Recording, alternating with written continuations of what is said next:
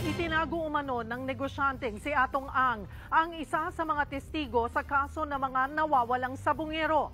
Ayon kay Justice Secretary Boying Rimulya, itinago umano ni Atong sa Cambodia si Elakim Patidongan, kapatid ni Julie Dondon Patidongan o alias Totoy. Ang negosyante rin daw ang nagbigay ng peking passport para makaalis si Elakim ng bansa. Wala pang pahayag tungkol dito si Atong Pero una na niyang itinanggi na siya ang mastermind sa pagkawala ng mga sabungero. Matatanda ang hawak na ng PNP ang dalawang kapatid ni alias Totoy na sina Elakim at Jose na itinuturing ngayong missing link sa kaso.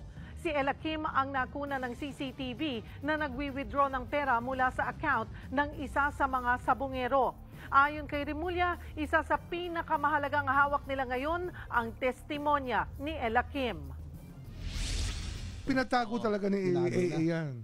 Ni Atong yan. Pinatago. Ang testimony niya, mabigat kasi directly niya nakita yung patayan na 10.